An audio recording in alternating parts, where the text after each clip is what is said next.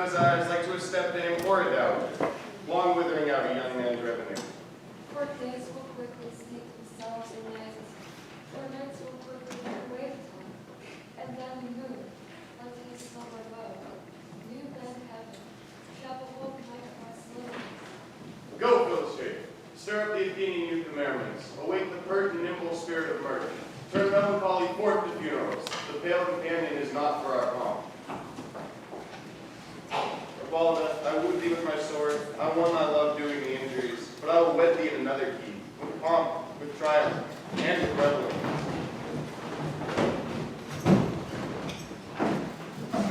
Happy Theseus, our renowned Duke. Thanks, Phidias. What's the news with thee?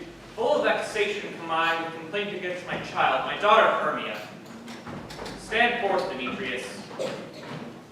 A noble lord, this man hath my consent to marry her. Stand forth, Lysander.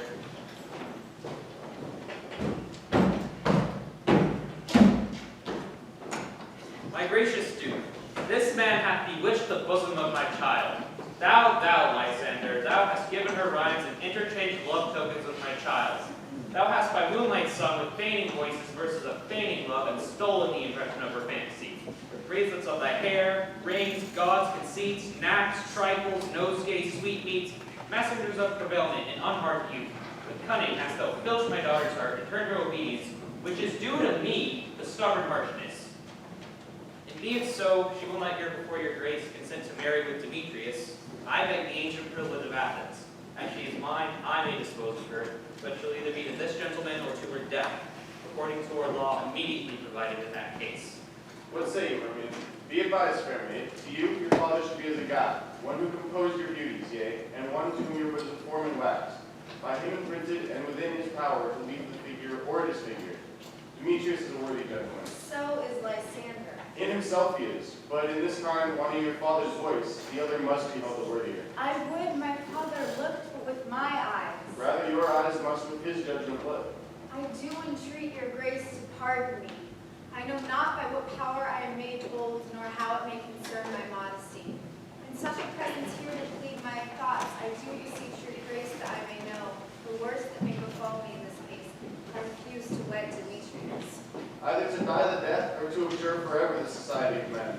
Therefore, fair Hermia, question your desires, know of your youth, examine well your blood.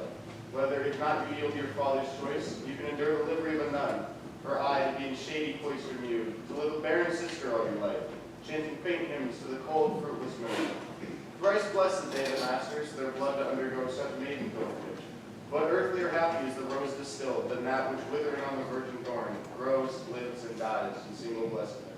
So will I grow, so live, so die, my lord. Ere I will yield my maiden patent up unto his lordship, whose unwished yoke my soul consents not to give sovereignty.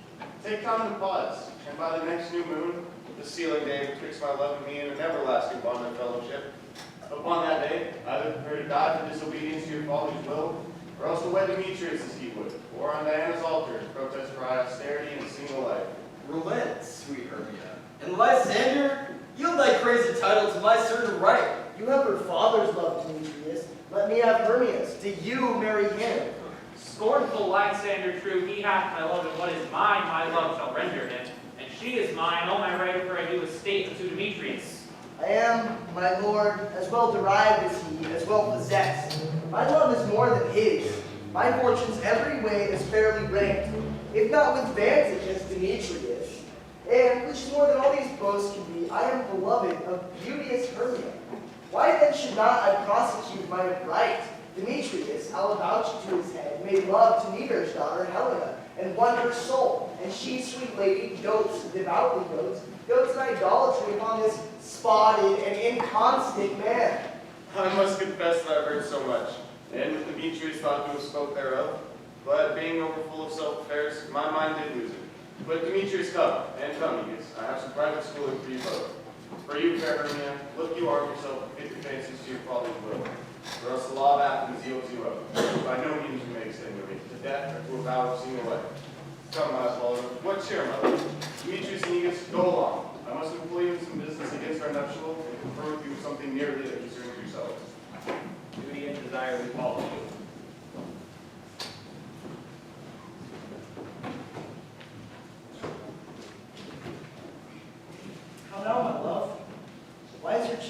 pale? How chance the roses there do fade so fast? Life for want of rain, which I could well, but teem them from the tempest of my eyes. I, me, for aught that I could read, could ever hear by tale or history, the course of true love never did run smooth. For either it was different in blood, Oh, cross too high to be enthralled to love. or else misgraft in respective years. Oh, spite too old to be engaged too young. Or else it stood upon the choice of friends. Oh, to choose love by another's eyes. Or if there were a sympathy in the choice, war, death, or sickness did lay siege to you, making it momentous as a sound, as swift as a shadow, short as any dream, brief as the lightning in the colleague night that in a spleen unfolds both heaven and earth, and ere a man hath the power to save the whole, do the jaws of darkness devour it up again. So quick, right things come to confusion. If then true lovers have been ever crossed, it stands in the deep of destiny. And let us teach our trial patience, because it is a customary cross, as due to love as thoughts and dreams and sighs, wishes and tears, poor fancies follow. Good persuasion, therefore hear me, Hermia. I have a little aunt, a dowager, of great revenue, and she hath no child. From Athens is her house remote 7 leagues, and she respects me as her only son. There, gentle Hermia, may I marry thee. To that place the sharp that be me wrong, do not pursue us. If thou lovest me, steal forth thy father's house tomorrow night, and in the wood, a league without the town, where I did meet thee once with Helena to do an observance to the morn of May, there will I stay for thee. My good Lysander, I swear to thee by Cupid's strongest bow, by his best arrow with the golden head, by the simplicity of Venus's doves, by that which knitteth souls and prospers loves, and by that fire which burned the Carthage queen, when false Trojan under sail was seen, by all the vows that ever men broke, in number more than ever women spoke, in that place thou hast appointed me, there truly will I meet with thee. Keep promise, love. Look, here comes Helena. Godspeed, fair Helena, whither away? Call you me fair? That fair again, I'd say. Demetrius loves your fair. Oh, happy fair. Your eyes are lodestars, and your tongue sweet air, more tunable than lark to shepherd's ear. When wheat is green and hawthorn buds appear. Sickness is catching, oh, were favor so. Yours would I catch, fair Hermia, ere I go. My ears should catch your voice, my eye your eye, my tongue should catch your tongue's sweet melody.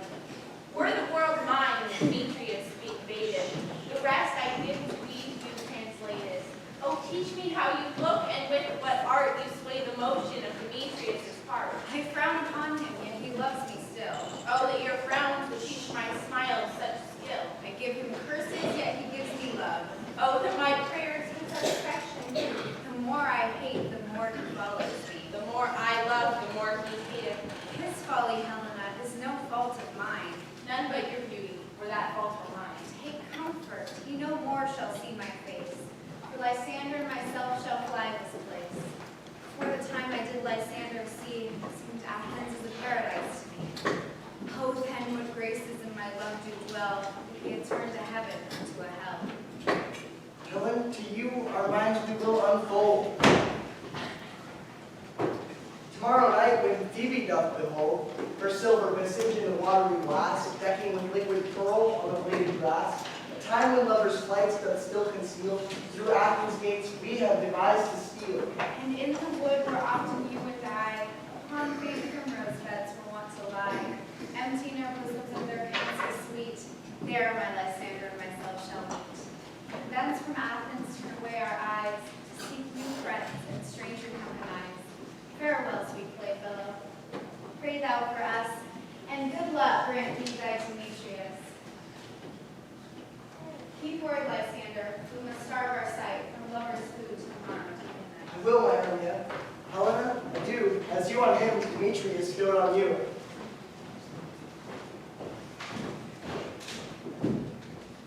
How happy some or other some can be. Through Athens, I had thought as fair as she. But what of that? Demetrius thinks not so.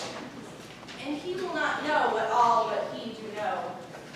And as he errs, doting on Hermia's eyes, so I, admiring of his qualities, things base and vile, holding no quantity, love can transpose to form and dignity. Love mind. Therefore is winged Cupid painted blind. Nor hath love's mind of any judgment taste, wings and no eyes figure unheeding haste. And therefore is love said to be a child, because in choice he is so oft beguiled. As waggish boys in game themselves forswear, so the boy love is perjured everywhere. For ere Demetrius looked on Hermia's eyne, he hailed down oaths that he was only mine. And when this hail some heat from Hermia felt, so he dissolved, and showers of oaths did melt. I will go tell him of fair Hermia's flight, then to the wood will he tomorrow night pursue her. And for this intelligence, if I have thanks, it is a dear expense. But herein mean I to enrich my pain, to have his sight thither and back again.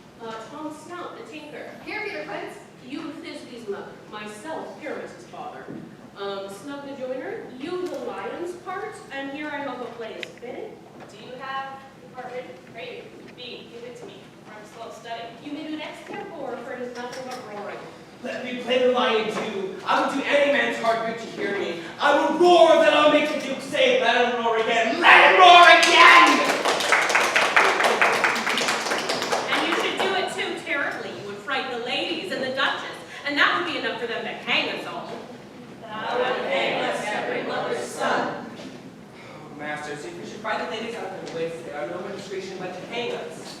But I made my voice so that I would warn you as gently as any sucking dove. I would warn you as gently as any nightingale. Roar! You can play no part but Pyramus. For Pyramus is a sweet-faced man, a proper man to one tells you a summer's day, a lovely gentleman. Therefore, you must needs play Pyramus.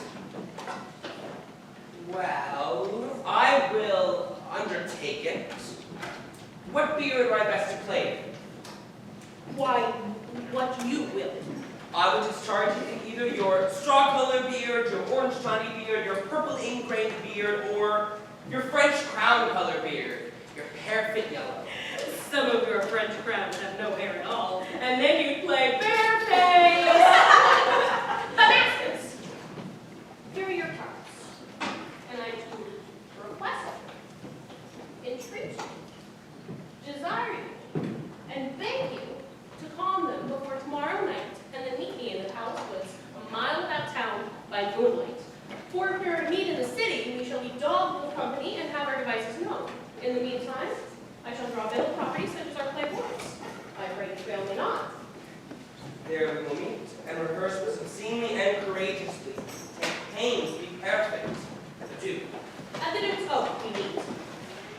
Enough! Hold our cut bowstrings.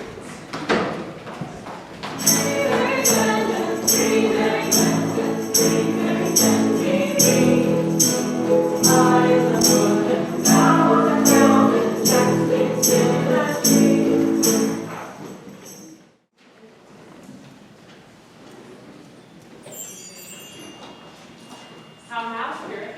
Whither wander you?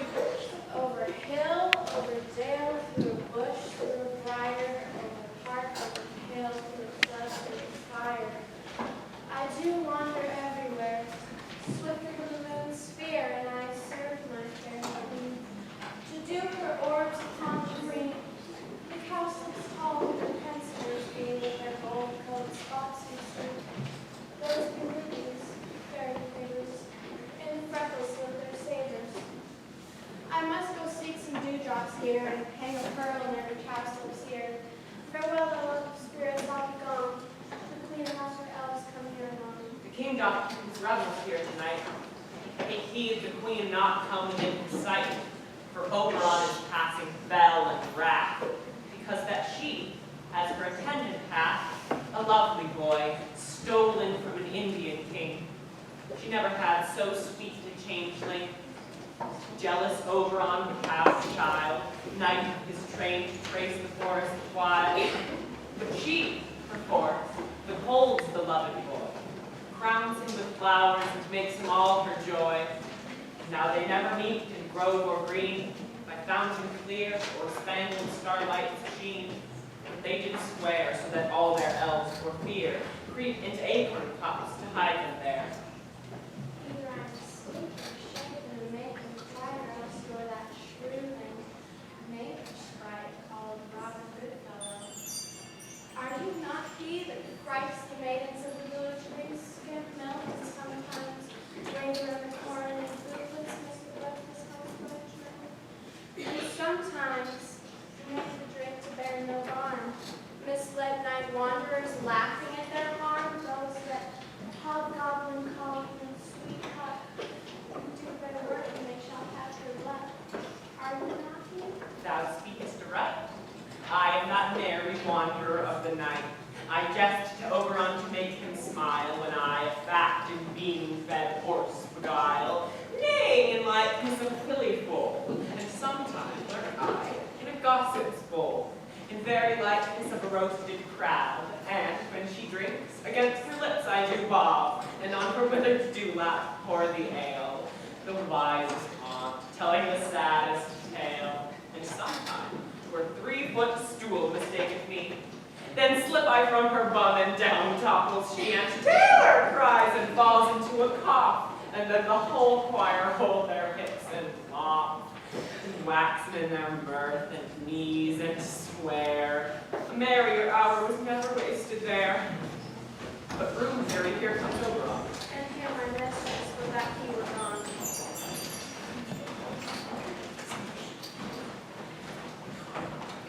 by moonlight crowned Titania. What jealous Oberon, fairy skip head, cypress ward, his bed and company. Tarry, rash wanton. Am not I thy lord? Then I must be thy lady. But I know when thou hast stolen away from fairyland, and in the shape of corn sat all day, playing on pipes of corn and bursting clubs to amorous fiddle. Why art thou here? Come from the farthest deep of India? But that, forsooth, the bouncing Amazon, your biz-kid mistress and your warrior love, to Theseus must be wedded, and you come to give their bed joy and prosperity. How canst thou thus for shame, Titania, glance at my credible Hippolyta, knowing I know thy love to Theseus? Didst not thou lead him through the glimmering night, Paragona, whom he ravished it, and making with fair ankles break his faith with Ariadne and Antiope? These are forgeries of jealousy, and never since the middle summer spring met me, on hill, in dale, forest, or mead, by paved fountain or by rushy brook, or in the beached margins of the sea, to dance our ringlets to the whistling wind, the with thy brawls thou hast disturbed our sport. Therefore the winds, piping to us in vain, as in revenge, hath sucked up from the sea, contagious fogs falling on the land, hath every country made so proud that they have overborne their conscience. The ox hath therefore stretched his yoke in vain, the plowman lost his sweat, and the green corn hath rotted ere his attained a beard. The nine men's moors is filled up with mud. Quaint mazes in the wanton green, for lack of tread, are undistinguishable. The human mortals want their winter here. No night is now with him, or carol blessed. Therefore the moon, the governess of floods, pale in her anger, washes all the air, that rheumatic diseases do abound. And through this distemperature we see diseases alter. Hoary-headed frost fall the fresh lap of the crimson rose, and an old pine, thin and icy crowned, an odorous chaplet of sweet summer buds is as a mockery set. The spring, the summer, chilling autumn, angry winter change their wonderful liveries, and the mazes ruled by their increase knows not which is which. And this same progeny of evil comes from our debate, from our dissension. We are their parents and original. Do you amend it then? It lies in you. Why should Titania cross her Oberon? I do but beg a little changeling boy to be my henchman. Set your heart at rest. The fairy was not the child of need. His mother was a votress in my order, and in the spiced Indian air by night, full often has she gossiped by my side, and sat with me on Neptune's yellow sands, marking the embarking traders on the flood. When we have laughed to see their sails conceive and grow big-bellied with the wanton wind, which she, with pretty and with smooth gait, following her wound and rich with my esquire, would imitate and sail upon the land, to fetch me trifles and return again, as from a voyage rich with merchandise. But she, being mortal of this boy, did die, and for her sake do I rear the boy. And for her sake I will not part with him. How long will this wood intend you stay? Perchance until after Theseus' wedding day. If you will patiently dance in our rounds, young moonlight revels, go with us. If not, shun me, I will spare thee on. Give me that boy, and I will go with thee. Not for thy fairy kingdom. Fairies away, we shall chide down right thy longer stay. Well, go thy way. Thou shalt not from this grove till I torment thee for this injury. My gentle pup, come hither. Thou rememberest. Since once I sat upon a promontory and heard a mermaid and a dolphin's back, uttering such dulcet and harmonious thread, that the rude sea grew civil at her song, and certain stars shot madly from their spheres to hear the sea waves' music. I remember. That very time I saw that thou couldst not, flying between the cold moon and the earth, Cupid all armed, a certain aim he took at a fair vessel thrown in by the west, and loosed his love shaft smartly from his bow, as it should pierce 100,000 hearts. But I might see, O Cupid's fiery shaft, quenching the chaste beams of the watery moon, and the imperial votress pass it on, in maiden meditation fancy-free. Yet marked I, where the bolt of Cupid fell. It fell upon a little western flower, before milk white, now purple in love's mood, and maidens call it love and idleness. Fetch me this flower, the herb I showed thee once. The juice of it on sleeping eyelids lay, will make or man or woman madly dote upon the next live creature it sees. Fetch me this herb, and be thou here again, ere the Leviathan can swim a league. I'll put a girdle round about the earth in 40 minutes. Having once this juice, I'll watch Titania while she is asleep, and and drop the liquor of it in her eyes. The next thing then she'd wait looks upon, be it lion, bear, wolf, or bull, on meddling monkey or on busy ape, she shall pursue it with a soul of love. And ere I take this charm from off her sight, as I can take it with another herb, I'll make her render up her pace to me. But who comes here? I am invisible, and I will overhear their conference. I love thee not, therefore pursue me not. Where is Lysander and fair Hermia? The one I'll stay, the other stayeth me. Thou toldst me they were stolen unto this wood, and here am I, and woodeth in this wood. Because I cannot meet with my Hermia, hence get thee gone, and follow me no more. You draw me, you hard-hearted adamant, yet you draw not iron, for my heart is true as steel. Leave you your power to draw, and I shall have no power to follow you. Do I entice you? Do I speak you fair? Or rather, do I not, in plainest truth, tell you I do not nor I cannot love you? And even for that do I love you the more. I am your spaniel, and Demetrius, the more you beat me, I will fawn on you. Use me but as your spaniel, spurn me, strike me, neglect me, lose me, only give me leave, unworthy as I am to follow you. What worse or place can I beg in your love, yet such a place of high respect with me, than to be used as you use your dog? Tempt not too much the hatred of my spirit, for I am sick when I do look on thee. And I'm sick when I look not on you. And you do impeach your modesty too much to leave the city and commit yourself into the hands of one that loves you not. To trust the opportunity of night, the ill counsel of a desert place with the rich worth of your virginity. Your virtue is my privilege. For that it is not night when I do see your face, and therefore I think I'm not in the night. Nor doth this world of company, for you in my respect are all the world. Then how can it be said I am alone when all the world is here to look on me? I'll run from thee, and hide me in the brakes, and leave thee to the mercy of wild beasts. The wildest hath not such a heart as you. Run when you will. The story shall be changed. Apollo flies and Daphne holds the chase. The dove pursues the griffin, the mild hind makes speed to catch the tiger. Bootless speed when cowardice pursues and valor flies. I will not stay thy questions. Let me go. Or if thou follow me, do not believe but I shall do thee mischief in the wood. I, in the temple, the town, the field, you do me mischief. By Demetrius, your wrongs do set a scandal on my sex. We cannot fight for love as men may do. We should be wooed and we're not made to woo.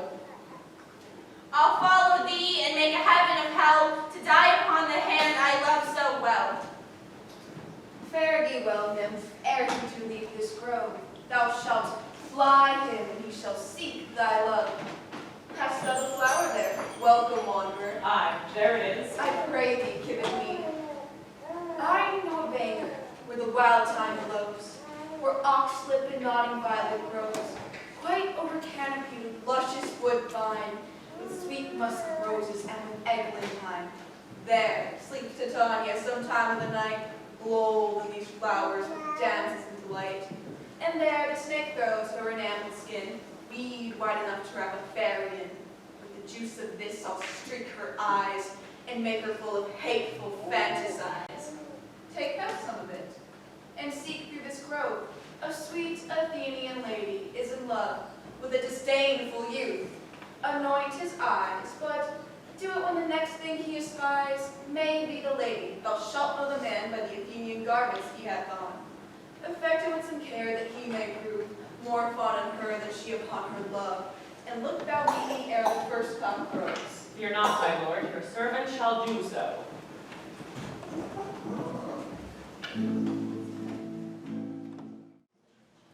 Come now, a roundel and a fairy song. Then the third part of the minute. Some to kill cankers in the musk rose bud, some more with rare mice for their leather wings to make my smallest coat, and some to keep back the clamorous owls who sit wandering on our quaint spirits. Singing now asleep, and then to your offices and you can rest.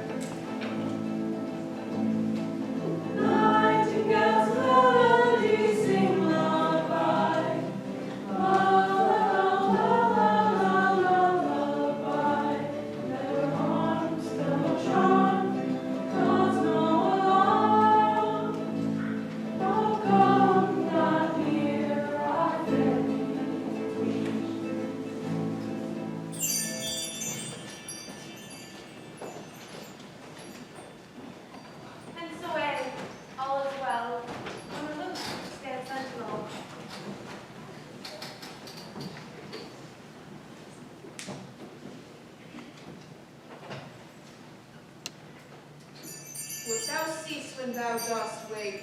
Do it for thy true love's take. Love is languished for thy sake.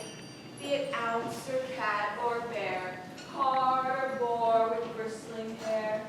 In thine eye that shall appear, when thou wakest, it is thy dear. Wake when some vile thing is near.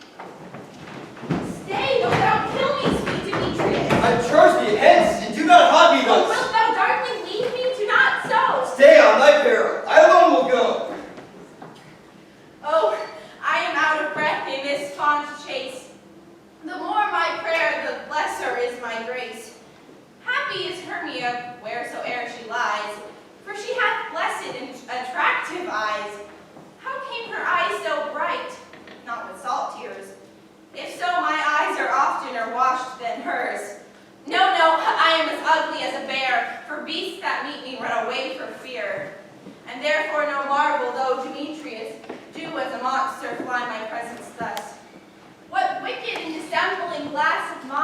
made me compare with Hermia's fiery eyne. But who is here? Lysander on the ground, dead or asleep? I see no blood, no wound. Lysander, if you live, good sir, awake.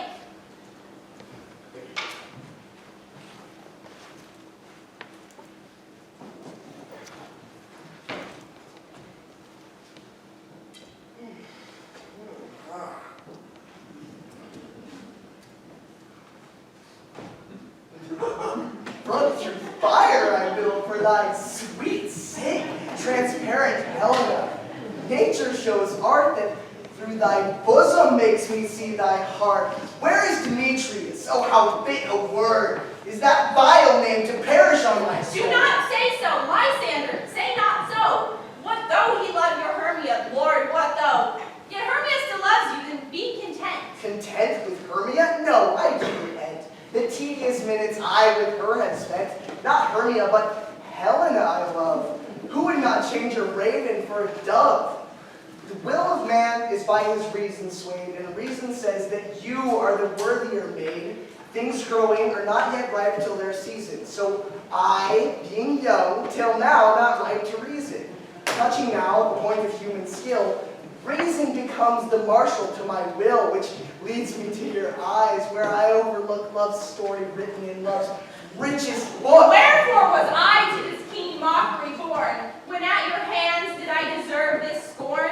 Is it not enough, young man, that I did never, no, nor never can, deserve a sweet look from Demetrius's eye, but you must flout my insufficient side? Could troth you to be wrong, good suit you do, in such disdainful manner me to woo. But fare you well. Perforce, I must confess, I thought you lords more true gentleness. Oh, that a lady of one man refused, should of another therefore be abused. She sees not Hermia. Hermia sleep thou there, and never mayest thou Lysander come near. For as a surfeit of the sweetest things, a deepest loathing to the stomach brings. Or as the heresies that men do leave, are hated most of those they did deceive. So thou, my surfeit, my heresy, of all be hated, but the most of me. And all my powers, address your love and might, to honor Helen, and to be her knight. Help me, Lysander, help me! Do thy best to pluck this crawling serpent from my breast. I me for pity would a dream was here. Lysander, look, why do quake with fear? Methought a serpent ate my heart away, and you sat smiling at his cruel prey. Lysander? What? Removed? Lysander, Lord! What? Out of hearing? Gone? No sound? No word? Alack, where are you? Speak, and if you hear, speak of all loves I swoon almost with fear. No? Then I well perceive you are not nigh. Either death or you I'll find immediate lie.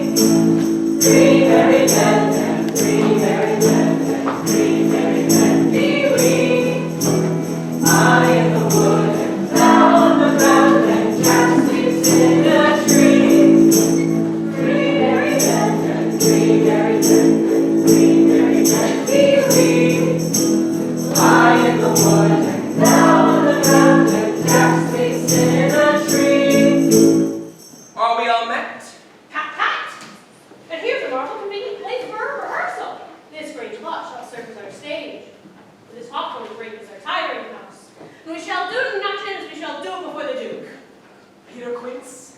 What sayest thou, Bully Bottom? There are things in this comedy of Pyramus and Thisbe that will never please. First, Pyramus is to draw a sword and kill himself, which the ladies counter to buy. How went you that? By lurking a perilous spirit. I believe we must leave the killing out when all is done. Not a whit. I have a device to make all well. Writing a prologue that will seem to say we will do no harm with our swords and that Pyramus is not killed indeed. For the better assurance, tell them that I, Pyramus, am not Pyramus, but Bottom the Weaver. This will put them out of fear. Well, we will have such a prologue, and it shall be written in 8-6. No. Make it 2 more. Let it be written in 8 and 8. Will not the ladies be afeard of the lion? I fear it, I promise you. Masters, you have to consider with yourselves to bring in. God shield us! A lion among ladies is the most dreadful thing, for there's not a more fearful wild fowl than your lion living, and we have to look to it. Therefore, another prologue must say that he is not a lion. Nay, he must name his name, and half his face must be seen through the lion's neck, and he himself must speak through and saying thus or the same defect. Ladies, or fair ladies, I wish you, or I would request you, or I entreat you not to fear, but to tremble, my life for yours. If you think I come hither as a lion or a pity of my life, no, I am no such thing. I am a man as other men are. And there indeed let him name his name until then plainly he is the joiner. Well, that's all one. But there's 2 hard things. That is, to bring moonlight into the chamber, for it says Pyramus and Thisbe did meet by moonlight. Well, doth the moon shine the night we play our play? Calendar, look in the almanac, find out moonshine. Yes, it don't shine that night! Why, then you may leave the casement of the great chamber window, where we play, open, and the moon may shine in at that casement. Aye, or else one must come in with a bush of thorns and a lantern and say he is to disfigure or present the person of moonshine. Then there's another thing. We must have a wall in the great chamber, for it says Pyramus and Thisbe would speak through the chink of a wall. You can never bring in a wall. What say you, Bottom? Some man or other must present walls, and let him have some plaster or some loam or some rough cast about him to signify wall. Or let him hold his fingers thus, and through that cranny shall Pyramus and Thisbe whisper. If that may be, then all is well. Come sit down, every mother's son, and rehearse your parts. Pyramus, you begin. When you have spoken your speech, enter into that break, and so everyone according to his cue. What tempted homes once have we swaggering here, so near the cradle of the fairy queen? What? A play tour. I'll be an auditor, an actor too, perhaps if I see cause. Pyramus, begin. His speech stand forth. Thisbe, the flowers of odious savor sweet. Odors. Odor savor sweet, so hath thy breath, my dearest Thisbe dear. But hark the voice, stay thou but here a while, and by will I to thee appear. A stranger Pyramus ne'er played here. Must I speak now? Aye, very must you. For he goes but to say a noise that he heard is to come again. Oh, most radiant Pyramus, most lily white of hue, of color like red rose on triumphant briar, most rescued juvenile and act most lovely Jew, as truest horse they get would never tire. I'll meet thee, Pyramus, and Ninny's true. Aye, Ninnis too, man. And you must not speak that yet. That you answer to Pyramus. Pyramus, enter. Your cue has passed. It is never tired. As truest horse they get would never tire. If I were fair, Thisbe, I will only thine. Oh, monsters! Oh, strange! Pray masters and fly masters! Help! I'll follow you, I'll lead you about your bound. Ball through bush, break through briar, sometime a horse I'll be, sometime a hound. A ball of a headless bear, sometime a fire. I'll neigh and bark and grunt and roar and bird, like horse, hound, hog, bear, fire at every turn. Why do they run away? This is knavery of them to make me afeard. Oh, Bottom, thou art changed. What do I see on thee? What do you see? You see an ass on your own, do you?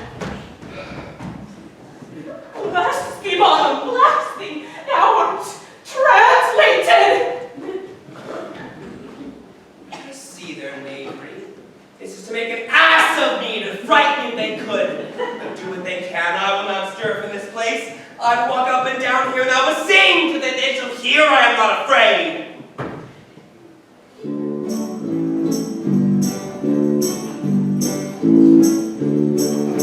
The owl so cocked, so black of hue, with orange and tawny bill. The thrush so with his note so true, the red with lips so will. What angel wakes me from my flowery bed? Finch the sparrow and the lark, the plain song cuckoo pray, whose note full many a man doth bark and dares not answer hey. For who would send to so foolish a bird? Who would give a bird the cry that would cries cuckoo never so? I pray thee, gentle mortal, sing again. Mine ear is much enamored to thy note, so is mine eye, enthralled to thy shape, and thy fair virtues perforce doth move me, on the first view to say, to swear I love thee. Methinks, mistress, you should have little reason for that. And yet, to say the truth, reason and love keep little company together nowadays. The pity that some honest neighbors will not make them friends. Nay, I can gleek upon occasion. Thou art as wise as thou art beautiful. Not so either. But if I have enough weight to make it out of this wood, I have enough to serve mine own turn. Out of this wood do not desire to go. Thou shalt stay here whether thou wilt or no. I am a spirit of no common break. The summer still doth tend upon my state, and I do love thee, therefore go with me. I'll give thee fairies to attend on thee, and they shall fetch thee jewels from the deep, and sing while thou in precious flowers dost sleep. And I will purge thy mortal grossness so, that thou shalt like an airy spirit go. Peace blossom, cobweb, mustard seed. Ready, ready, ready, ready. Where shall we go? Be kind and courteous to this gentleman. Hop in his walks and gamble in his eyes. Feed him with apricots and dewberries. The honey bags steal from the humble bee, and for night tapers crop their waxen thighs, and light them at the fiery glowworm's eyes. To have my love, to bed and to arise, and pluck the wings from painted butterflies, to fan the moonbeams from his sleeping eyes. Nod to him, elves, and do him courtesy. Hail, mortal. Hail. Hail. Hail? I cry your worship's mercy heartily. I beseech your worship's name. Cobweb. Good Master Haba, I shall desire you more acquaintance. If I cut my finger, I shall make bold with you. Your name, honest gentleman. Peace blossom. I pray you, commend me to Mr. Squash, your mother, and to Master Peace God, your father. Good Master Peace Blossom, I shall desire you more acquaintance too. Your name, good sir. Mustard seed. Good Master Mustard Seed, I know your patience well. That same cowardly, giant-like ox-beak hath devoured many a gentleman of your house. Desire you more acquaintance too. Come, lead him to my bower. The moon, methinks, looks the watery eye, when she weeps, weeps every little flower, lamenting in some enforced chastity. Tie up my lover's tongue, bring him silently.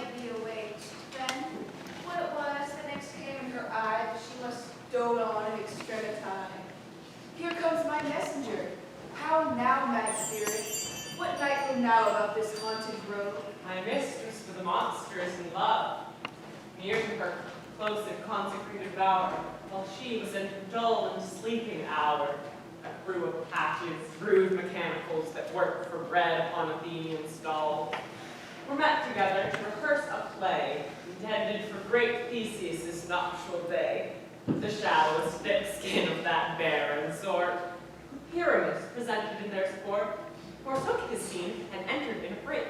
When I did him at disadvantage take, an ass's knoll I fixed on his head, and on his thisbe must the end spread. Thus my mimic comes, when they him spy, as wild geese that the creeping fowler eye, or russet-pated chops, many in sort, rising and cawing at the gun's report, sever themselves and madly sweep the sky. So at his sight, away his fellows fly, and here at our stamp he o'er and o'er one falls. He murder cries and help from Athens calls. Their sense thus weak, lost with their fears thus strong, made senseless things begin to do them wrong. For briar and thorn their apparel snatched, some sleeves, some hats, from yielders all things catched. I led them on in this distracted fear, and left sweet pyramids translated there. So, in a moment, when it came to pass, Titania waked and straightway loved an ass. This thou felt better than I could have devised.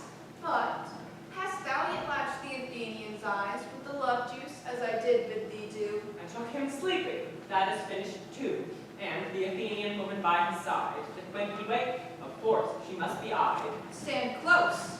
This is the same Athenian. This is the woman, but not this the man. Oh, why rebuke you, in that loves you so? Lay breath so bitter on your bitter foe. Now I would chide, but I should use thee worse. For thou, I fear, hast given me cause to curse. If thou hast slain Lysander in his sleep, been o'er shoes and blood, plunge in the deep and kill me too. The sun was not so true unto the day is he to me. Would he have stolen away from sleeping Hermia? I'll believe as soon that this whole earth may be bored, and that the moon may through the center creep, and so displease her brother's noontide with Antipodes. It cannot be but thou hast murdered him. So should a murderer look, so dead, so grim. So should the murdered look, and so should I, pierced through the heart with your stern cruelty. Yet you, the murderer, look as bright as clear, as yonder Venus in her glimmering sphere. What's this to my Lysander? Where is he? Oh, good Demetrius, wilt thou give him me? I'd rather give his carcass to my house. Out, dog, out, cur! Thou drift'st me past the bounds of maiden's patience. Hast thou slain him then? Henceforth be never numbered among men. Oh, once tell true, even for my sake. Durst thou have looked upon him being awake, and hast thou killed him sleeping? Oh, brave touch! Could not a worm and adder do so much? And adder did it, for a doubler tongue than thine, thou serpent, never adder stung. You spend your passion on a misprized mood. I am not guilty of Lysander's blood, nor is he dead for aught that I can tell. I pray thee, tell me then that he is well. And if I could, what should I get there for? A privilege never to see me more. And from thy hated presence part I so. See me no more, whether he be dead or no. There is no following her in this fierce vein. Here, therefore, for a while I will remain. So sorrow's heaviness doth heavier grow, for debt which bankrupt sleep doth sorrow owe, and in some slight measure it will pay, if for his tender here I make some stay. What hast thou done? Thou hast mistaken quite, and laid the love juice on some true love's sight.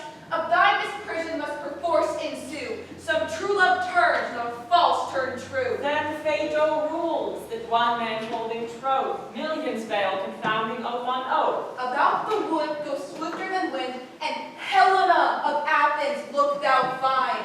All fancy sick she is, and pale of cheer, with sighs that cost the fresh blood dear.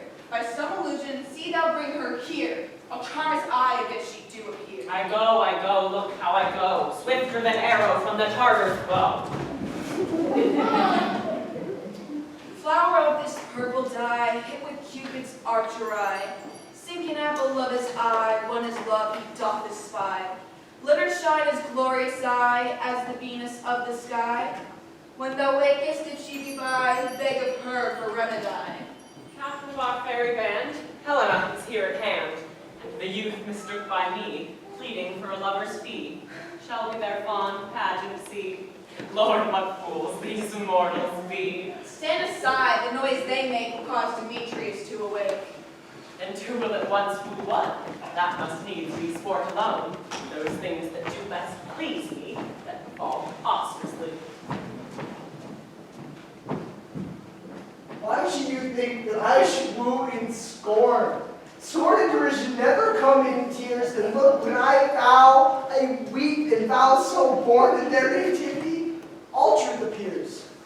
How can these things in me seem scorn to you, bearing the badge of faith to prove them true? You do advance your cunning more and more. When truth kills truth, O devilish holy fray, these vows are Hermia's. Will you give her or weigh oath with oath, and you will nothing weigh? Your vows to her and to me, put into scales, will even weigh in both as light as tails. I had no judgment when to her I swore. Nor none in my mind, now you give her or. Demetrius loves her, and he loves not you.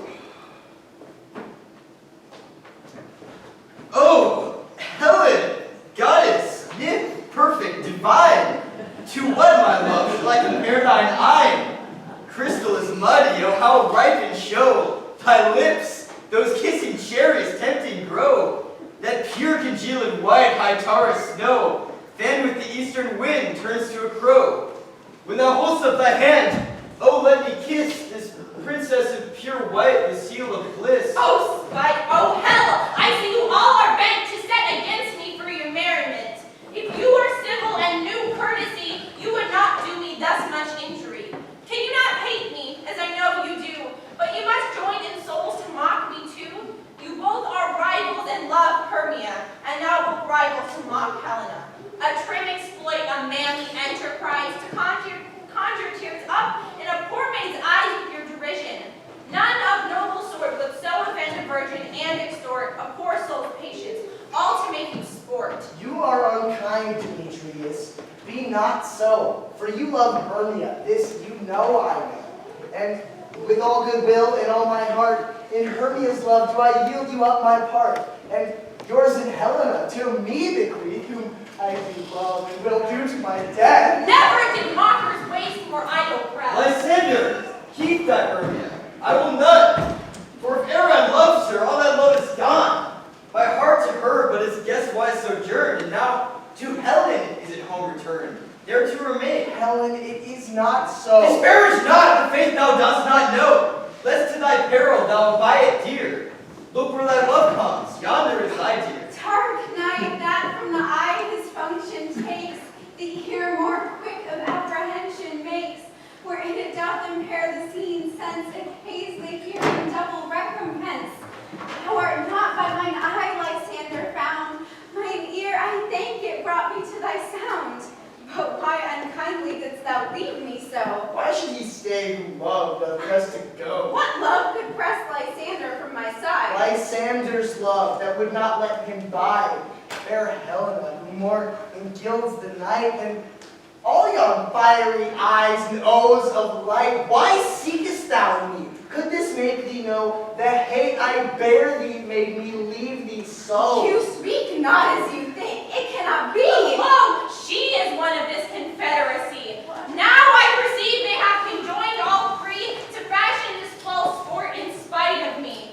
Injurious Hermia, most ungrateful maid, have you conspired, have you with these contrived to bait me with this foul derision? Is all the counsel that we two have shared, the sisters' vows, the hours that we have spent, when we have shaped the hasty-footed time for parting us, oh, is all forgot? All school days, friendship, childhood, innocence? We, Hermia, like two artificial gods, have with our needles created both one flower, both on one sampler, both sitting on one cushion, both warbling of one song, both in one key, as if our hands, sides, voices, and minds had been incorporate. So we grew together, like to a double cherry, seeming parted, and yet a union in partition. Two lovely berries molded on one stem, but with two seeming bodies but one heart. Two of the first, like coats in heraldry, do but to one and crown it with one crest. And will you rent our ancient love asunder to join with men in scorning your poor friend? It is not friendly, 'tis not maidenly. Our sex as well as I may chide you for it, though I alone do feel the injury. I am amazed at your words. I scorn you not. It seems that you scorn me. Have you not set Lysander, as in scorn, to follow me and praise my eyes and face, and made your other love, Demetrius,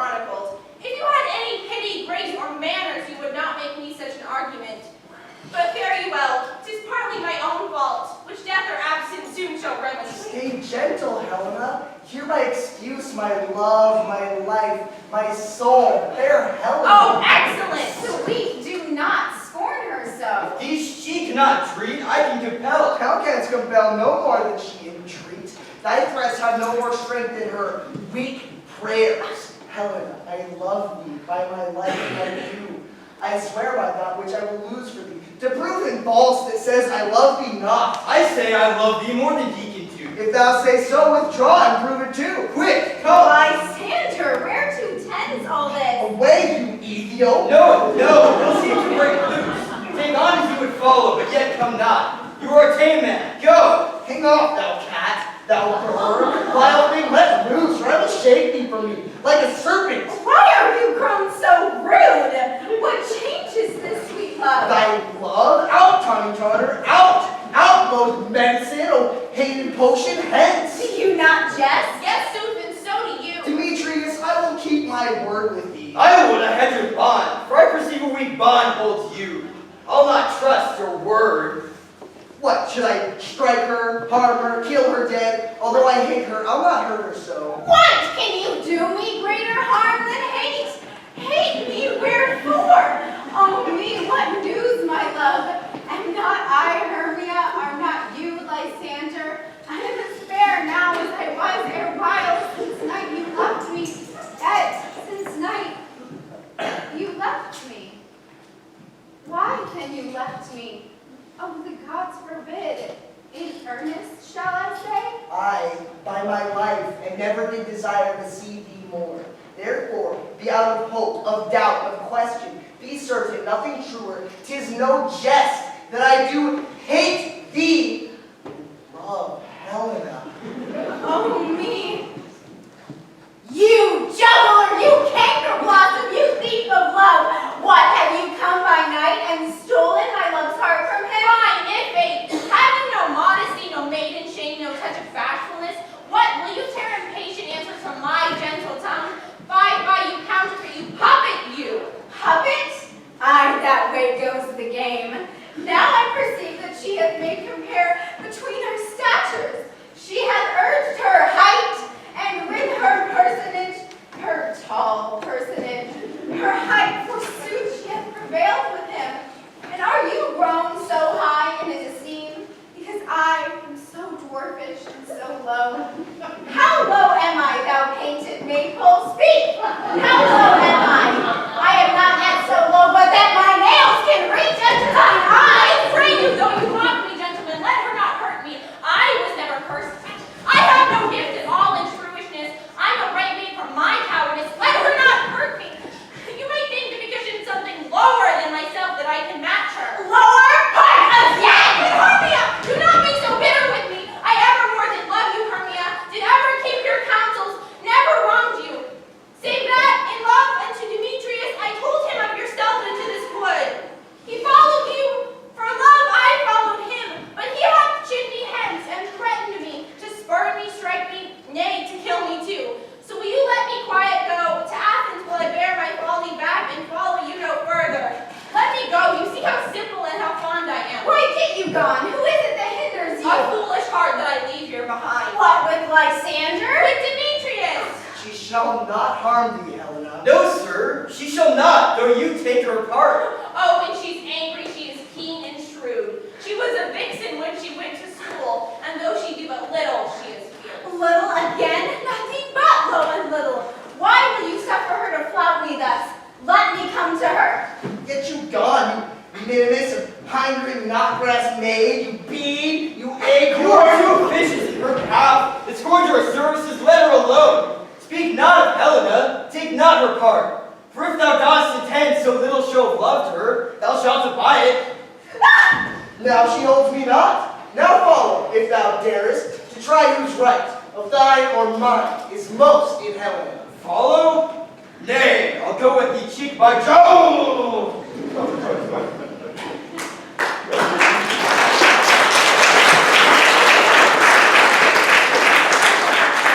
You, mistress, all this coil is long of you.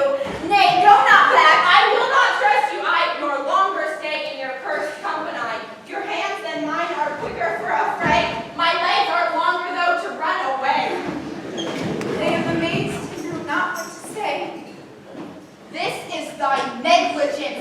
still thou mistakest, or commits thy vagaries willfully. Believe me, I mistook. Did not you tell me I should know the man by the Athenian garments he had on? And so far blameless proves my enterprise that I have anointed an Athenian's eyes. And so far I am glad it did sort as this their jangling. I esteem a sport. Thou seest these lovers seek a place to fight. High, therefore, Robin, overcast the night. The starry welkin cover thou anon with drooping fog as black as Echaron. And lead these testy rivals so astray as one come not within another's way. Like to Lysander, sometime break thy tongue and stir Demetrius up with bitter wrong. And sometime rail thou like Demetrius, and from each other look thou lead them thus, to o'erbrows dip counterfeiting sleep, and leaden legs and batty wings soft creep. Then crush this herb into Lysander's eye, whose liquor hath this virtuous prophet eye, to take from thence all error with his might, and make his eyeballs roll with wonted sight.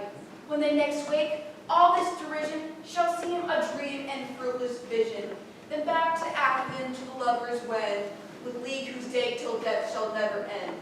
Whilst I in this affair do thee employ, I'll to my queen and beg her Indian boy, and then I will her charmed eye release, for monsters view and all things shall be peace.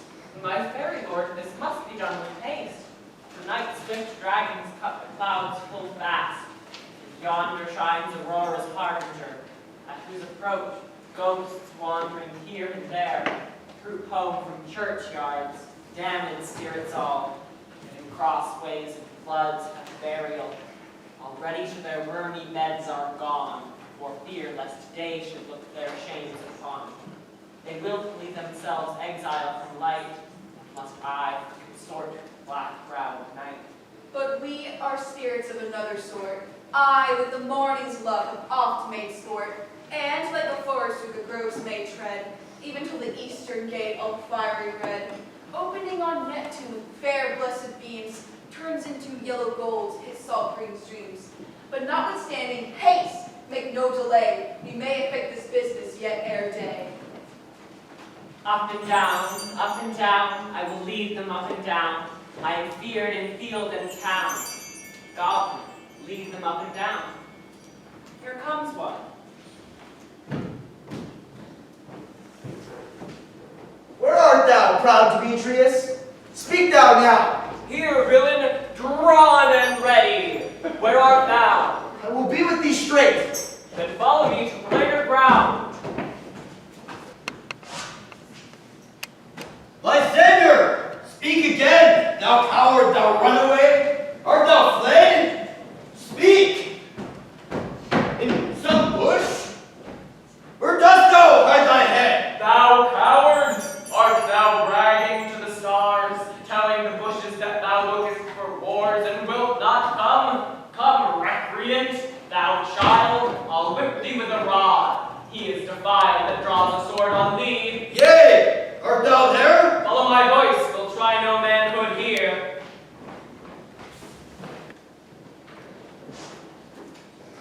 He goes before me, and still dares beyond. I come where he calls, but then he is gone. The villain is much lighter heeled than I. I followed him fast, but faster he did fly. That fallen am I in this dark, uneven way. Here will rest me. Come thou, gentle babe. For thou but once show me thy ray light. I will find Demetrius and revenge this spite.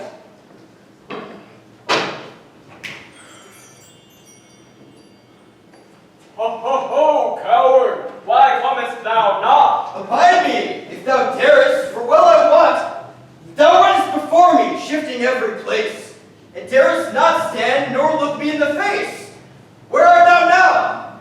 Come hither, I am here. Nay then, thou mockest me. Thou shalt buy this dear, if ever I thy face by daylight see. Now go thy way,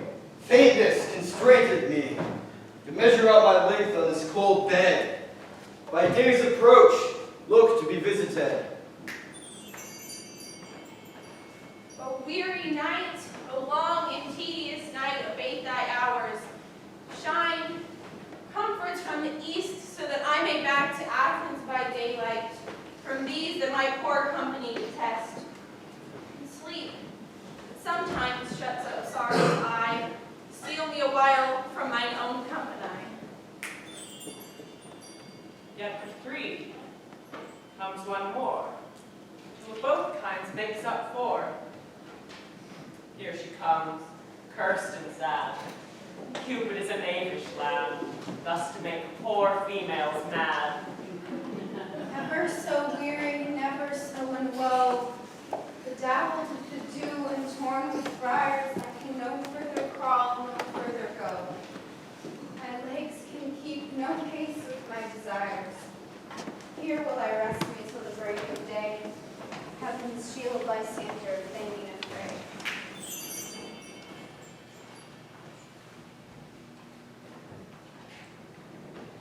On the ground, sleep sound. I'll fly to your eye, gentle lover, remedy. When thou wakest, thou takest true delight in sight of thy former lady's eye. In the country proverb known, that every man should take his own, and in your waking shall be shown. Jack shall have Jill, naught shall go ill, man shall have his mare again, and all shall be well.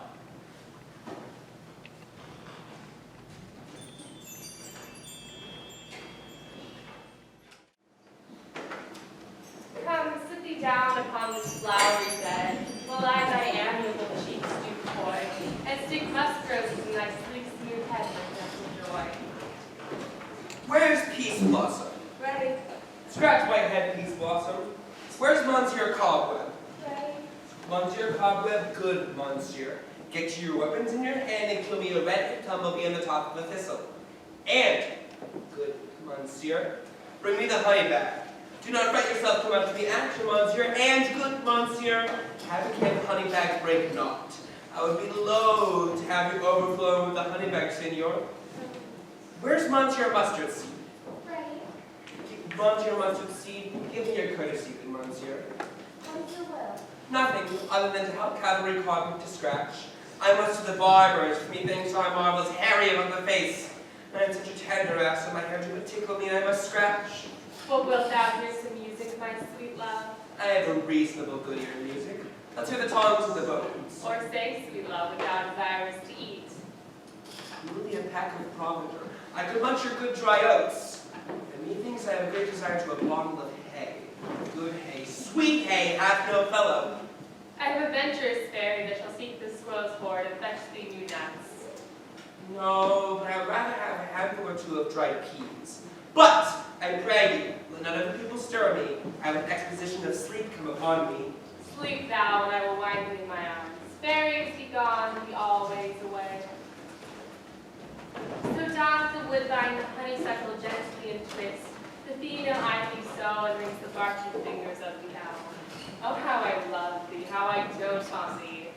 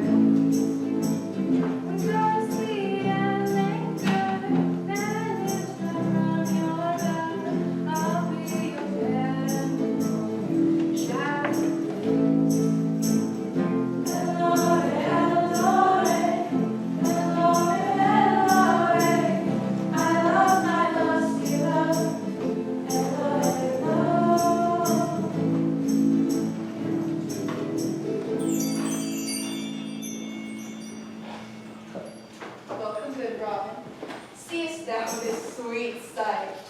Her dotage now I do begin to pity, for, meeting her of late behind the wood, seeking sweet favors for this hateful fool, I did upbraid her to fall out with her, for she his hairy temples had been rounded with a coronet of fresh and fragrant flowers, and that same dew, which sometimes in the buds was wont to swell like round and orient girls, stood within the pretty Florian's eyes like tears that did their own disgrace bewail. When I had at my pleasure taunted her, and she in mild terms begged my patience, I did ask of her changing child, which straight she gave me, and her fairy sent to bear to my bower in fairyland. Now that I have the boy, I will undo this hateful imperfection of her eyes. And, gentle Puck, take this transformed scalp from off the head of this Athenian swain, that he awake when the others do, may all to Athens back again repaired, and think no more of this night's accidents but as a fierce vexation of a dream. But first I will release the fair queen. Beest thou wast wont to be, seest thou wast wont to see. Diane's bud o'er Cupid's flower hath such force and blessed power. Now, my Titania, wake you, my sweet queen. My Oberon, what visions have I seen? Methought I was enamored of an ass. There lies your love. How came these things to pass? Oh, how mine eyes do close digit now. Silence a while. Robin, take off his head. Titania, music call and strike more dead than common sleep of all these 5 sense. Music ho, music such as charm and sleep. Now when thou wakest, with thine own fool's eyes peep. Sound music, come my queen, take hands with me, and rock the shadow of you with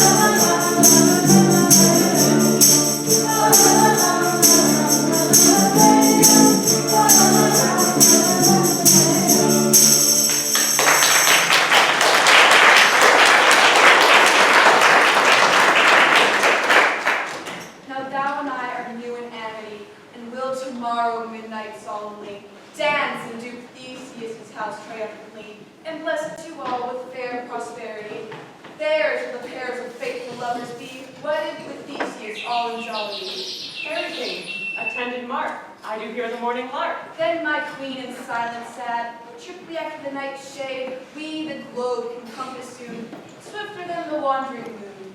Come, my lord, within our flight. Tell me how it came this night that I sleeping here was found with these mortals on the ground.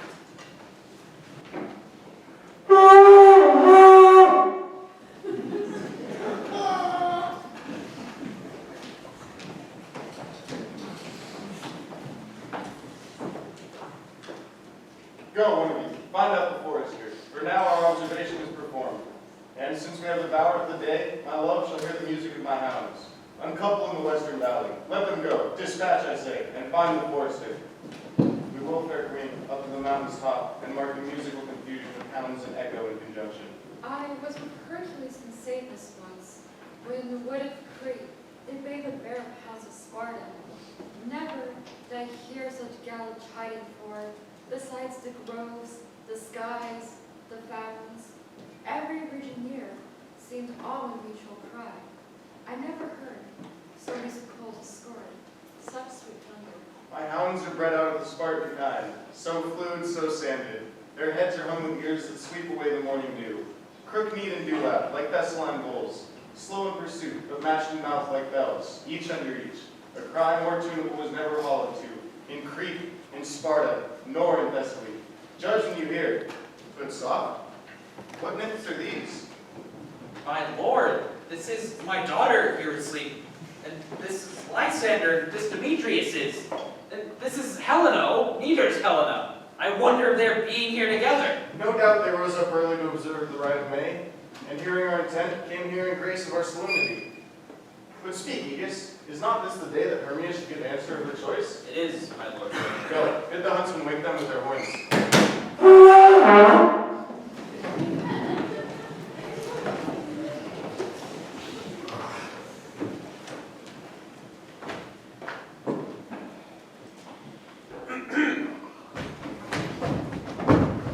Good morrow, friends. St. Valentine is past. Begin these woodbirds with the couple now? Pardon, my lord. I pray you all, stand up. I know you two are rival enemies. How comes this gentle concord in the world that hatred is so far from jealousy? To sleep by hate and fear no enmity? I shall, my lord, reply amazingly, half asleep, half waking, but yet, as I swear, I cannot truly say how I came here. As I think, for truly what I speak, now I do bethink me. So it is, I came with Hermia hither.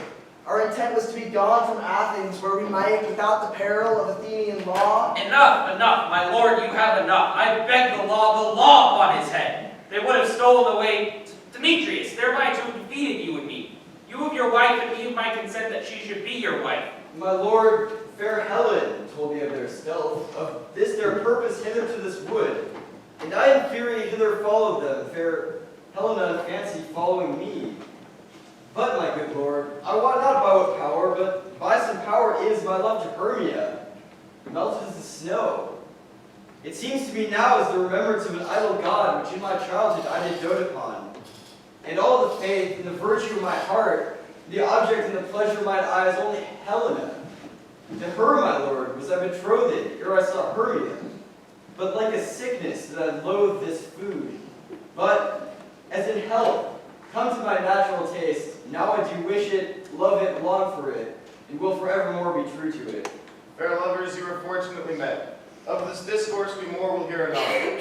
Aegis, I will overbear your will. For in the temple, by and by, with us, these couples shall eternally be knit. And for the morning now is something worn. Our purpose nothing shall be set aside. Away with us to Athens, 3 and 3. We'll hold a feast in great solemnity. Come, Paulina.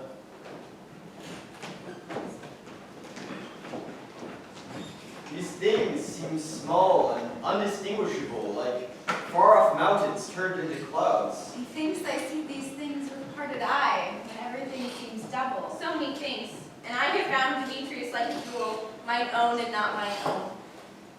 Are you sure that we are awake? It seems to me that yet we sleep, we dream.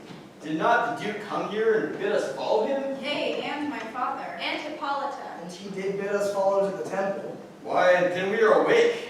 Let us follow him, and by the way, let us recount our dreams.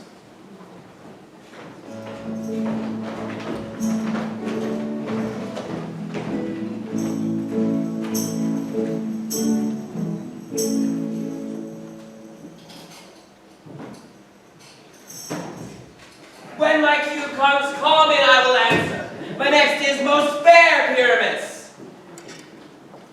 Hey ho, Peter Quince, a flute the bellows mender, a snout the tinker, starveling. God's my life, stolen hens and left me asleep. Oh, I have had a most rare vision. I have had a dream past the wit of men to see what dream it was. But man is but an answer we were to expound this dream. He thought I was, there's no man can say what. He thought I was, and he thought I had. But man's but a past fool if he were to offer to say what he thought I had. The eye of man hath not heard, the ear of man hath not seen. Man's hand is not able to taste, his tongue to conceive, nor his heart to report what my dream was. I would get Peter Quince to run a ballad of this dream. It should be called Bottom's Dream because it hath no bottom, and I shall sing it at the latter end of the play before the Duke. Peradventure, to make him more gracious, I shall sing it at her death.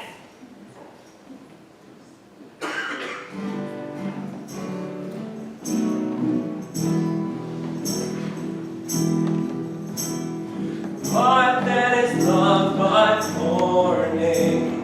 What desire but a self-burning? Till she that hates doth love return. Thus will I mourn, thus will I sing. Come away, my darling.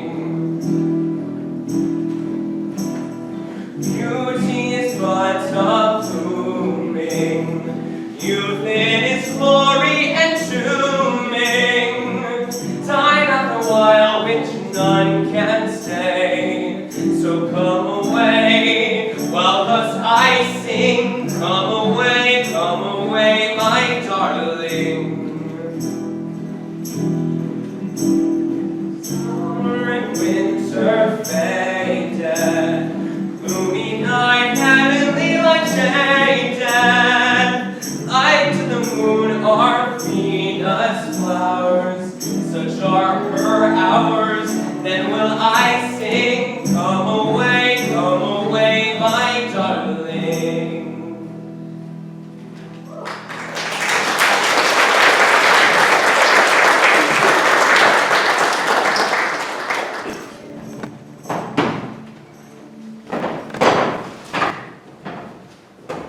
Have you sent to Bottom's house? Is he come home yet?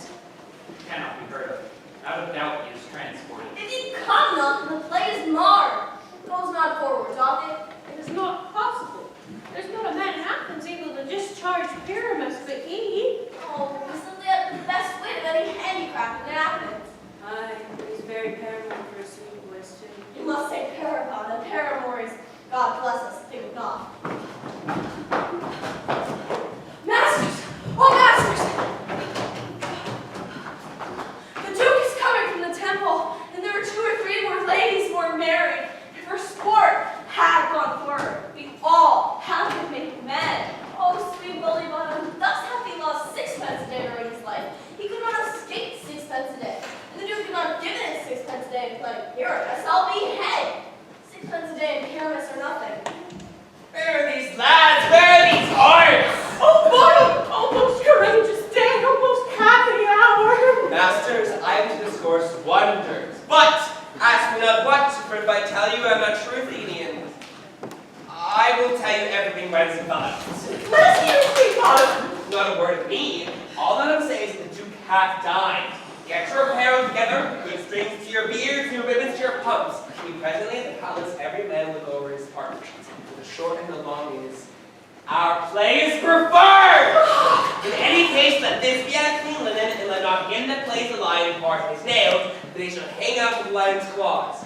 And, most dear actors, eat no onions in your garlic, for we are to utter sweet breath, and trust to hear them say that it is a sweet comment. No more words! Away! Go away!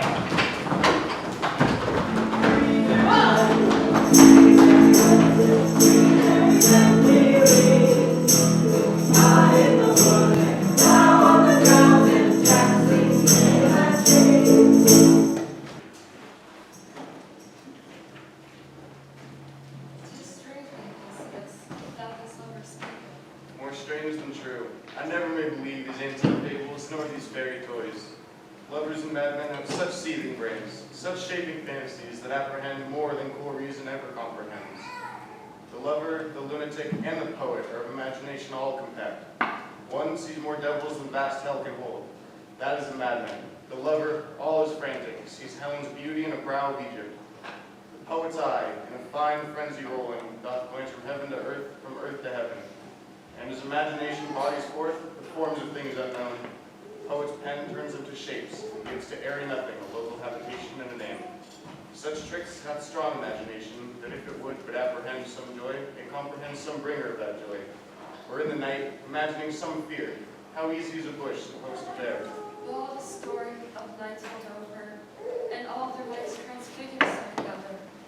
More witness something as his images, and grows something great constancy of howsoever, strange and admirable.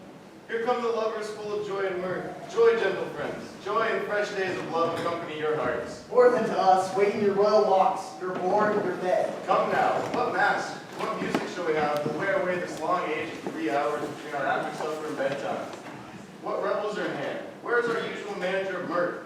Is there no play to ease the anguish of a torturing hour? Call Philistine. Here, my Say what abridgment have you for this evening?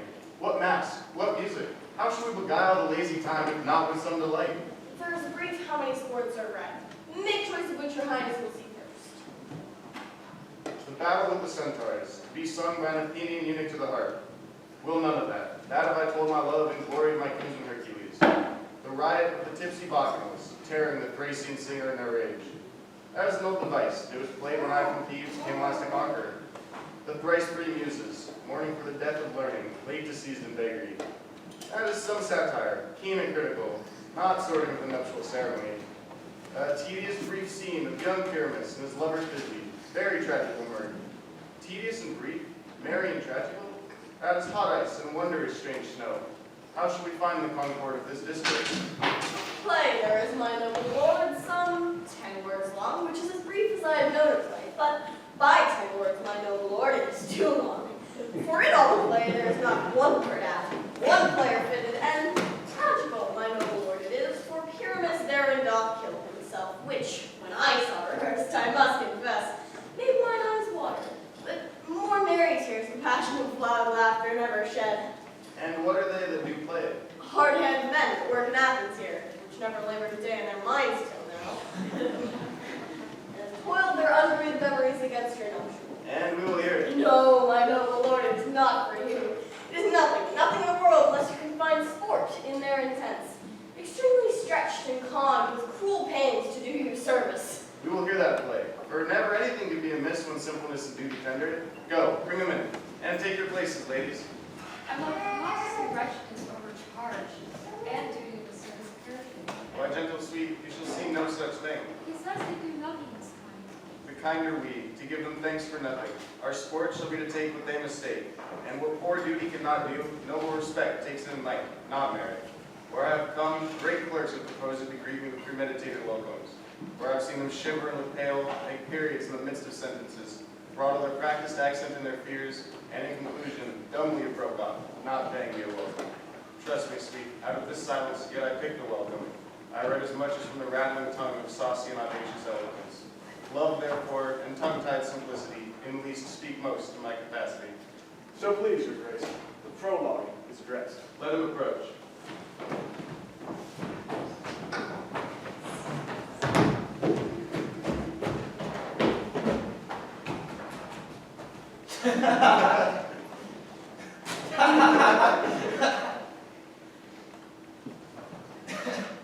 If we offend, it is with our goodwill, that you should think we come not to offend, but with goodwill, to show our simple skill, that is the true beginning of our end.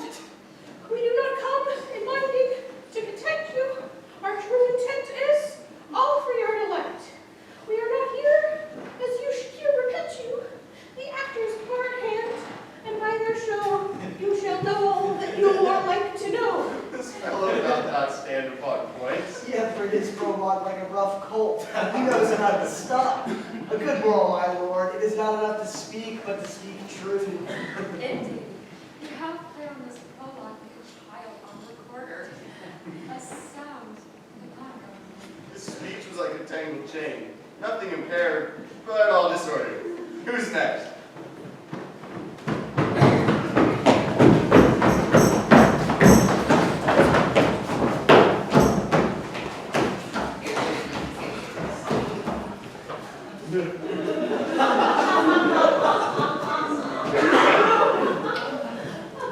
Gentles, perchance you wonder at this show, but wonder on, till truth makes all things plain. This man is Pyramus, if you must know. This beauteous lady, Thisbe is certain. This man, with line and rough cast, don't present Paul.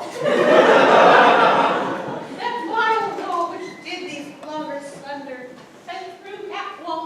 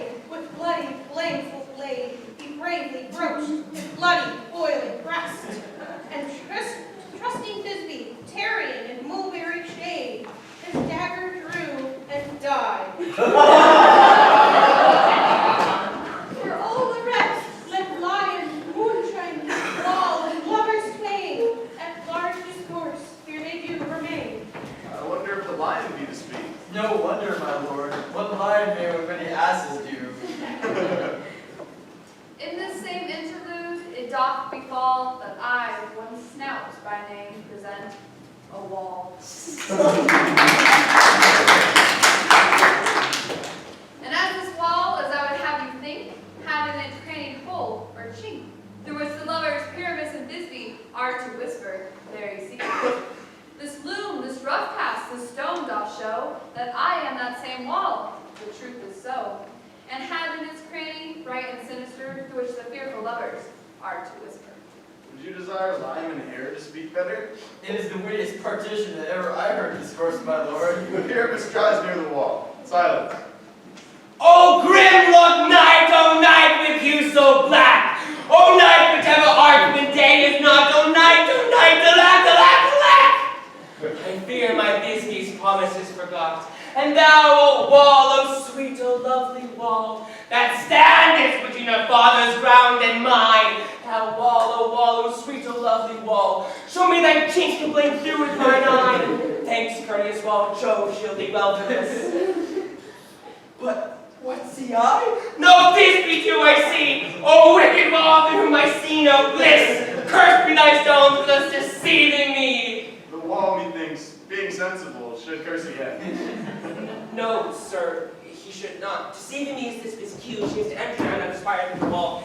See an awful perhaps I told you. Yonder she comes. Oh, wall! Oh, but hast thou heard my moans for parting my fair Pyramus and me? My cherry lips have often kissed thy stones. I see a voice! Now will I to the chink to spy, and I may hear my Thisbe's face. Thisbe! Think what thou wilt, I am thy lover's grave, stand like thy murder, my trusty still. And I like hell until the fates be killed. Not shackless to progress was so true. Not shackless to progress that to you. Kiss me through the hole of this vile wall. Why does the wall hold not your lips at all? Wilt thou meet me at Ninny's tomb straight away? I'd like time death, I come without delay. Thus have I, wall, my part discharged so, and being done, thus wall away doth go.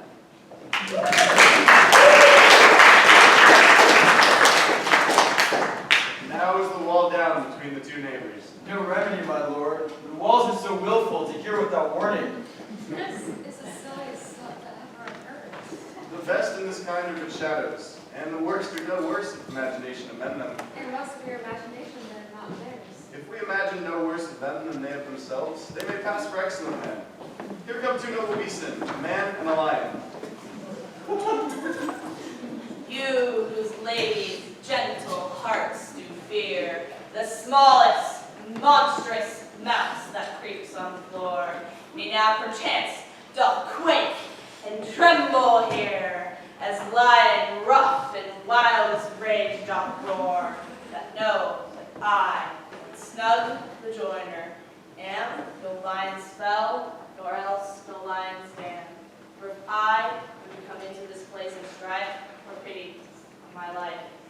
A very gentle beast, and of a good conscience. The very best of the beasts, my lord, that ever I saw. This lion is a very fox for his valor. True, and a goose for his discretion. Not so, my lord, for his valor cannot carry his discretion. The fox carries the goose. His discretion, I'm sure, carries not his valor, for the goose carries not the fox. It is well, leave it to his discretion, and let us listen to the moon. This lanthorn doth the horned moon He possess. should have worn the horns on his head. He is no crescent, and his horns are invisible within the circumference. This lanthorn doth the horned moon present. Myself the man the moon do seem to be. This is the greatest error of all the rest. This man to be put into the lanthorn. How is it else the man in the moon? He dares not come there for the candle, for you see it is already snuffed. I am wary of this moon, which he betrayed. By his small light of discretion, it appears he is already in the way. But yet in courtesy, in all reasons, we must stay the time. Proceed, moon. All I have to tell you is this lanthorn is the moon. I am the man in the moon. This thornbush my thornbush, and this dog my dog. Why all these should be in the lanthorn? For all these are in the moon, but silence, here comes Thisbe. This is old lady's too. Where's my love? Well roared, lion.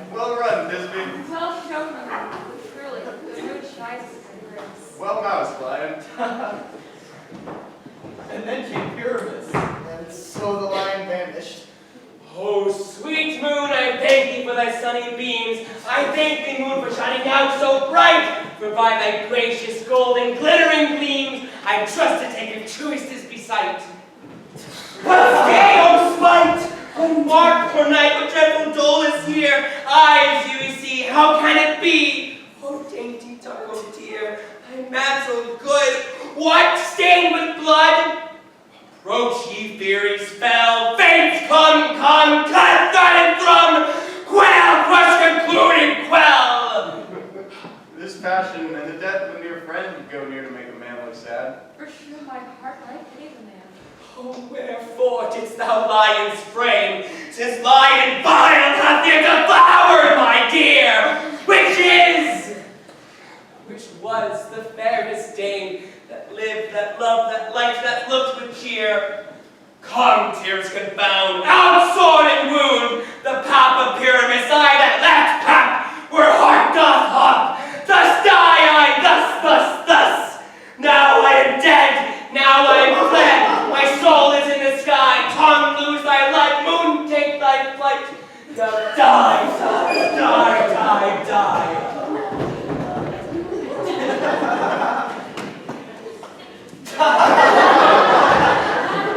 No die, but an ace for him, for he is but one.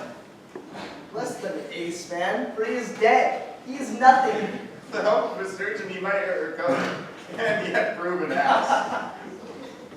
How chance moon shines down before Leslie comes back and finds her lover? She will find him by starlight. Here she comes, and her passion ends the play.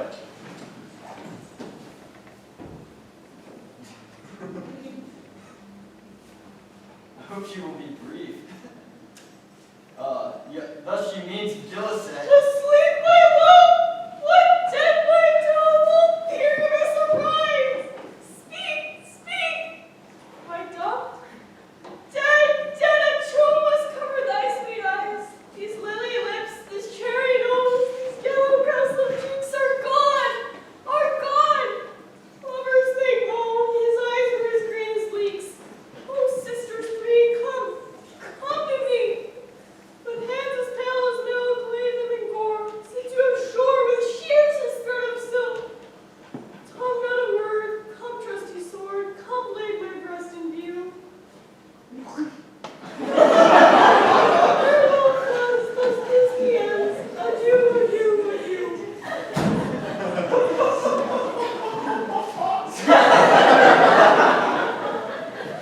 Moonshine and lion are left to bury the dead. Aye, and Walt too. No, sir, the law of the fathers is down. Would it please you to see the epilogue? I hear a burgomaster stand equal to our company. No epilogue, I pray you. For your play needs no excuse. Never excuse. For when the players are all dead, there need none to be blamed. Mary, if he that writ it had played Pyramus and hanged himself in Thisby's garter, it would have been a fine tragedy, and so it is, truly, and very notably discharged. But come your burgomaster, let your epilogue alone.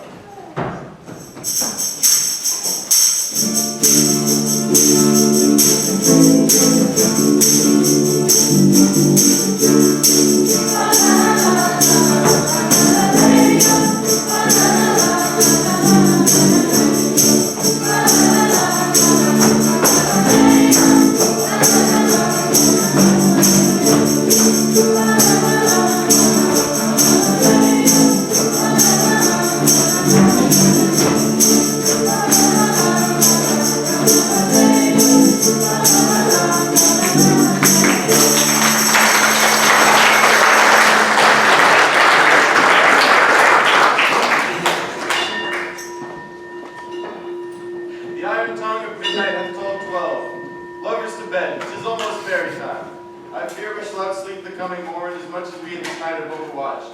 This palpable gross play hath well beguiled the heavy gate of night. Sweet friends to bed, a fortnight hold we the solemnity in nightly revels and new jollity.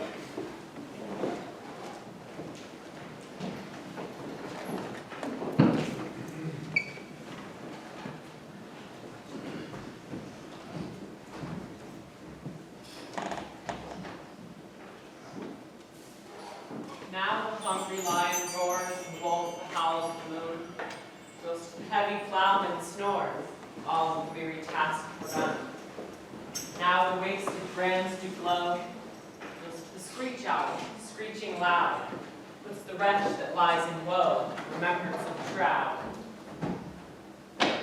Now it is that time of night when all the graves gaping wide, everyone lets forth his sprite through churchway paths to glide.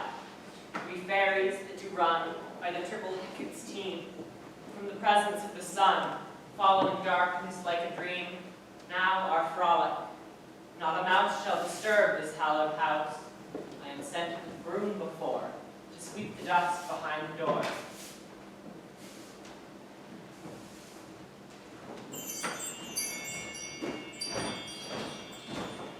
Through this house give glimmering light by the dead and drowsy fire. Every elf and fairy sprite hop as late as bird from briar. And this ditty after me sing and dance it trivially. First rehearse your song by rote, to each word a warbling note. Hand in hand with fairy grace we will sing and bless this place. Now, until the break of day, through this house each fairy stray. To the best bride bed will we, which by us shall blessed be. And the issue there create ever shall be fortunate. So shall the couples three ever true and loving be. And the blots of nature's hand shall not in their issue stand. Never mole, hairlip, nor scarred, nor marked prodigies such as are despised in nativity shall upon their children be. With this field do consecrate, every fairy take his gate, and each several chamber bless, through this palace with sweet peace, and the owner of it blessed, ever shall in safety rest. Trip away, make no stay, meet me all by break of day.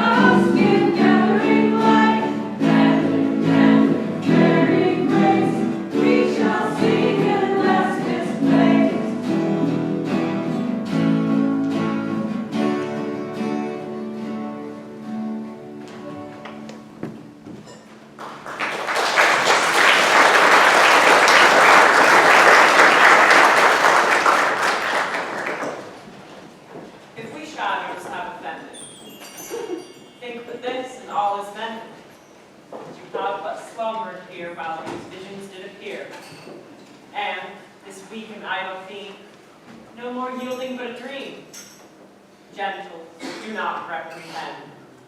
Pardon, we will mend. But as I am an honest pup, we have unearned luck. Now, to escape the serpent's tongue, we will make amends ere long, else the pup a liar call. So good night unto you all. Give me your hands and we be friends, and Robin shall restore amends.